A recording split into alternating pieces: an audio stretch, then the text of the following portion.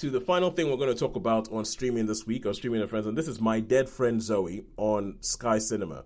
And okay, so I said Wake Up Dead Man. I think you would like that, Sharon. And Holly, I think you would like this because I feel like this is one of those films that is.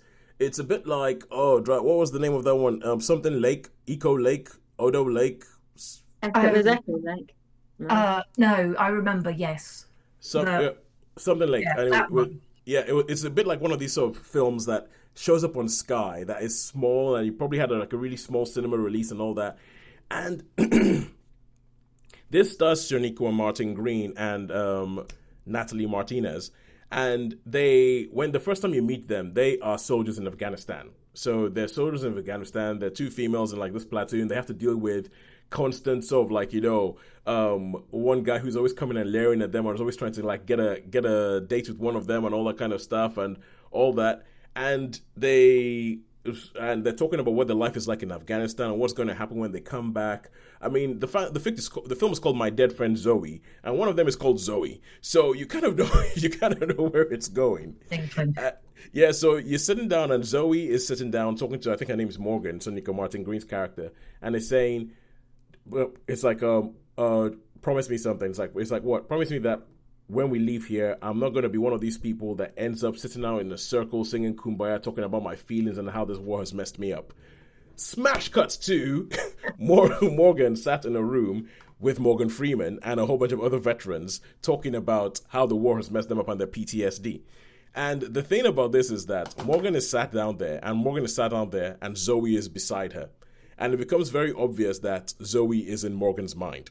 So Zoe's in Morgan's mind, and it becomes one of these films where this person is walking around with a character that only they can see. But then it becomes like almost a meditation on what happens with veterans when they're going through PTSD, or what happens when they're trying to get back into real life, what happens with all that kind of stuff. And I think the clever wrinkle. Oh, I just realized I haven't started my timer. Oh, Never mind. shocking.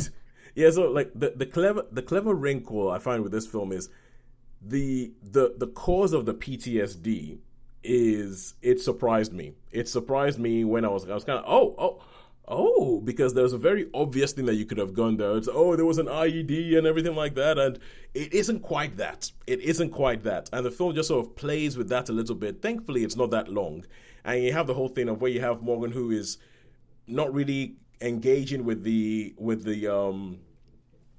therapy sessions because she doesn't want to tell everybody that she can see this person who nobody else can. And then there's a bit where she meets up with, I think his name is Utkarsh Ambudkar, who he shows up in a lot of stuff. He was in the Pitch Perfect movies. He played Mindy Kaling's brother in Mindy Project, and that's like a bit of a love interest storyline that might get out of that. Ed Harris is in it as her grandfather.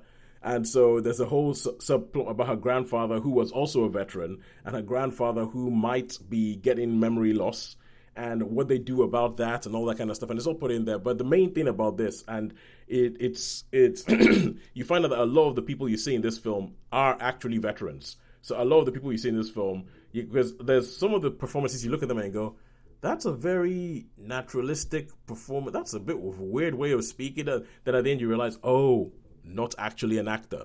Actually, that person's a veteran, and I think the guy who directed it is also a veteran. And it's one of those films that I think when I finished watching it, I was like, okay, that's just a straight down the middle 3. The more I think about it, the more I think, actually, no, it has some value, a little bit more than that. I'm not too sure that the storyline works. I think there's some things that they do in the storyline that seem to be almost sort of like padding to fill out the runtime. But as I said, Holly, I think it would be interesting for you to watch this because I think some of the stuff it says about female friendship, some of the stuff it says about fighting through that kind of stuff, I think is interesting. I think I'm going to stick with a 3, but it's a high 3. It's a high 3 where I feel like and we spoke about Morgan Freeman being in Now You See Me, Now You Don't the other week and looking like he was just kind of like, I can't believe they're paying me to do this.